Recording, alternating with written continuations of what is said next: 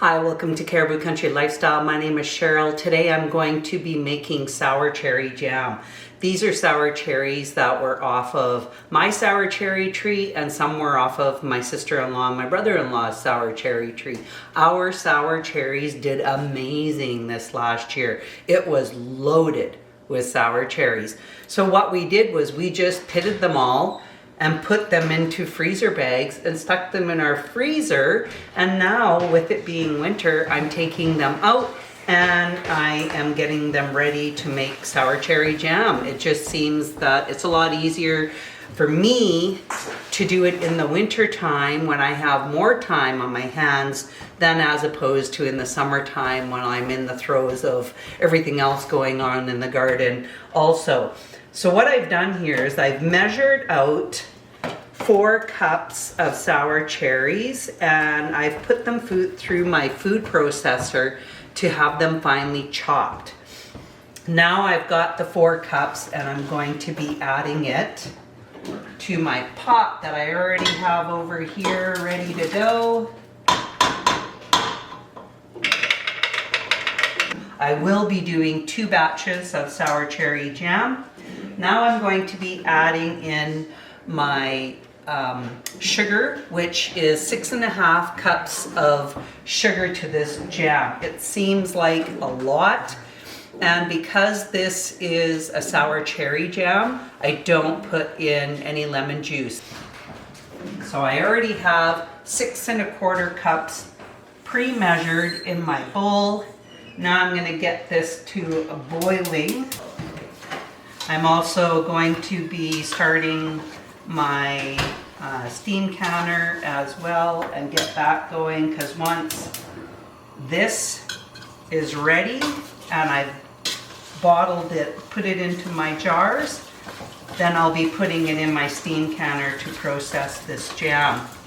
I ended up finding in a box downstairs a bunch of these smaller gem jars. So that's awesome. I have lots here. I think I have 10 of those, and then I have 3 of these wide mouth smaller jars too that I ended up finding in a box. I just happened to come across it and I was pretty happy about that. My sister ended up going to a secondhand store because she had found some jars in the secondhand store that she purchased. So she asked me if I needed any jars, and I said, well, I have lots of quarts, but I could use some half pints and pints because I've done so much with my half pints. I was running low. Well, then I happened to be looking through some boxes and I came across these, so that was pretty fortunate to be able to do some more jam. The sour cherry jam, we actually have none left from last year, so this is a perfect time to be making sour cherry jam. Okay, I've got this at a full rolling boil that I cannot stir down, and now I'm going to add my 2 bags of liquid pectin that I already have set up with the corners snipped. And I do both of them at the same time, and I just kind of fold it over and keep folding it, and that basically expresses all of that out of there. I just wipe my hands, and then we need to stir this. I'm just going to get this back up to where it's boiling hard, and then we'll time it for 1 minute once it's boiling hard. So let's start timing this now. 1 minute. This is a hard boil. Okay. Boil this for 1 minute.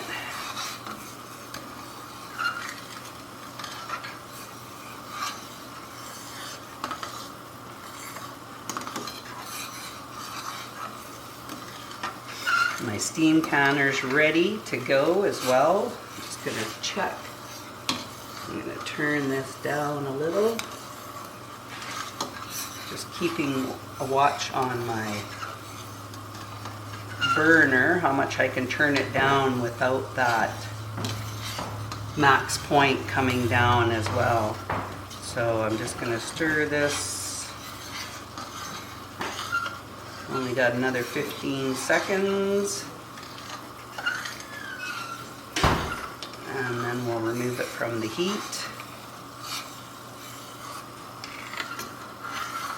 Okay, turn that off. Remove this from the heat. And then I have to stir it and skim off any of the foam that accumulates on the jam.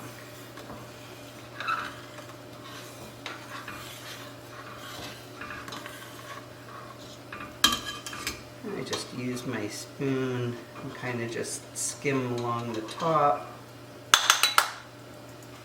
remove any of the foam.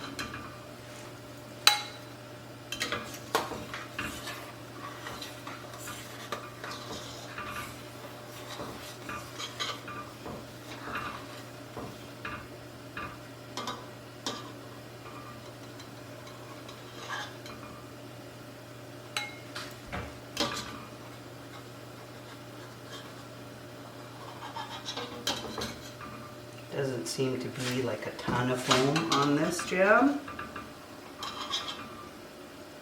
Okay, just gonna keep stirring it.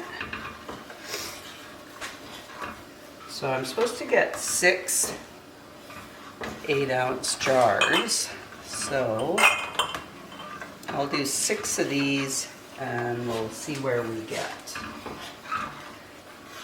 Okay, I think we're good. I can bring this back over here and start filling up these jars.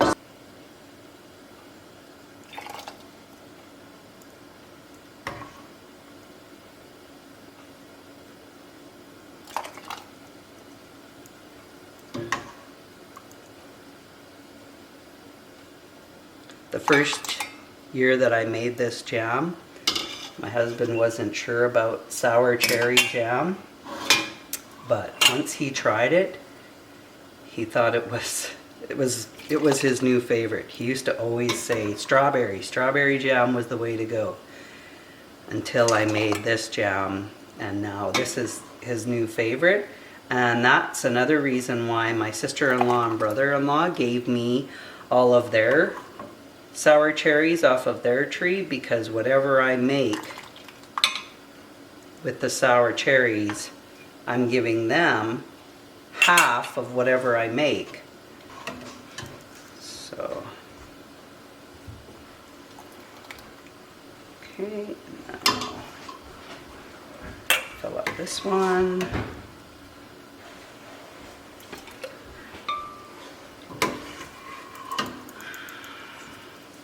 I'm gonna have to pick this pot up a bit.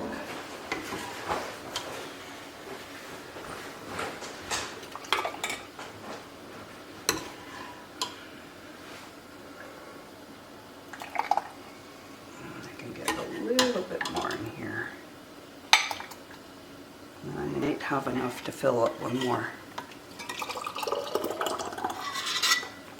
Oh, not quite, but it was pretty darn close.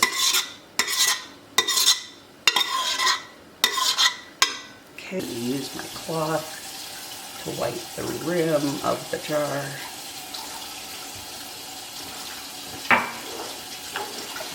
Got some lids.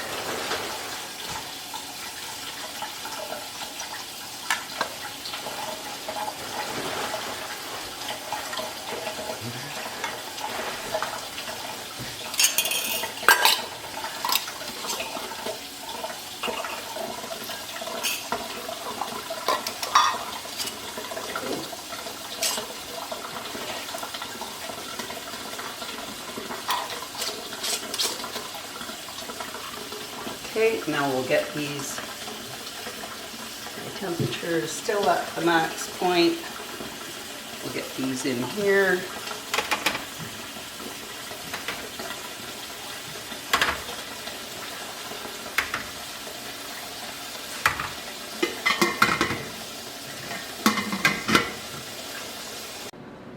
So I ended up getting 2 batches of the sour cherry jam. That's the ones in the back. And then these, I guess it would be 5 jars in the front. I actually mixed sour cherry and peaches together. So I was going to make I wanted to make a peach cobbler, but when I was measuring out the last batch of jam, I didn't quite have exactly 4 cups of sour cherries.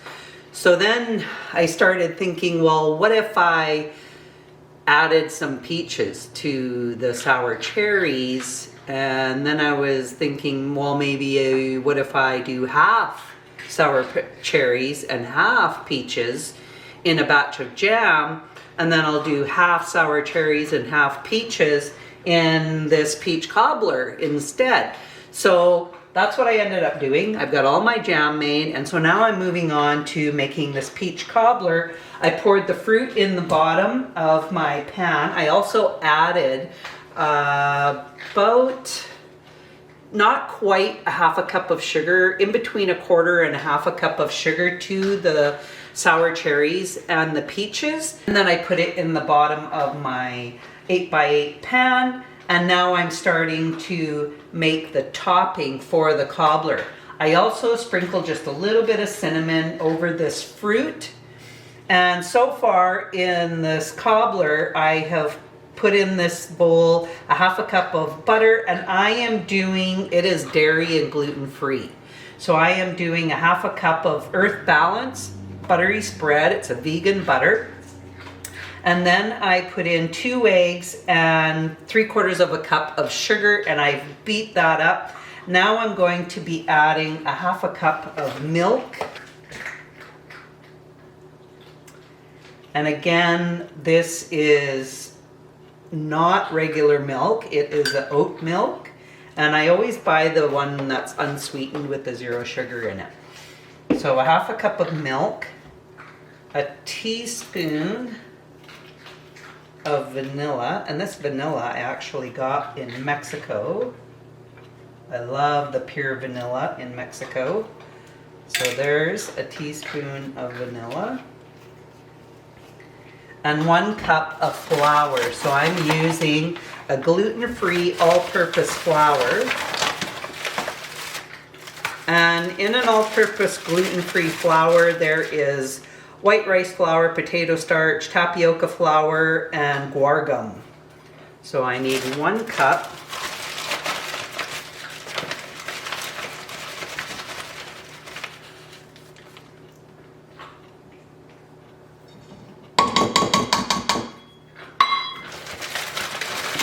And then a 1/4 of a teaspoon of salt.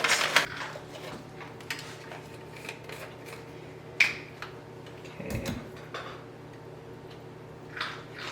1/4 of a teaspoon. And then I need 2.5 teaspoons of baking powder.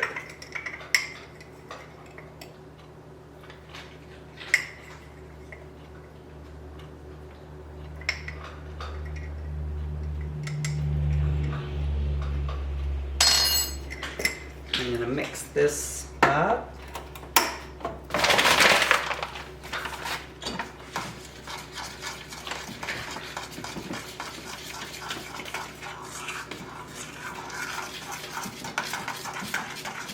And I have my oven at 350, which I already had it preheating, so it is ready.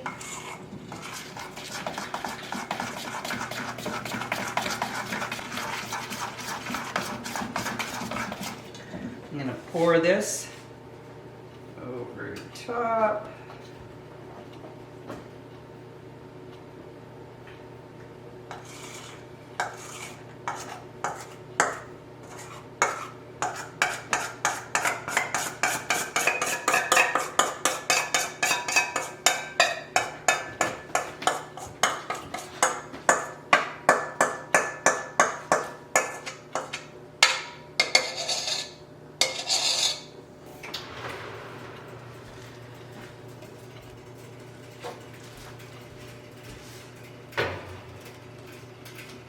For 25 minutes. and then we will come back when that comes out of the oven. So I've taken the cobbler out of the oven. I'm not going to be trying it right now. I'm actually going to be going out for dinner in about 30 minutes. Oh, by the way, I ended up, took longer than 25 minutes. It was actually, I had to reset the timer and it ended up being in there for a total of 40 minutes in there. It looks really good. The center, but when I looked at it at 25 minutes, it definitely needed more time in the center, but now it seems quite hard in the center, or firm, I should say. So I'm assume it is ready. I've never made this recipe before, so thanks for joining me, and we'll talk again soon. Bye for now.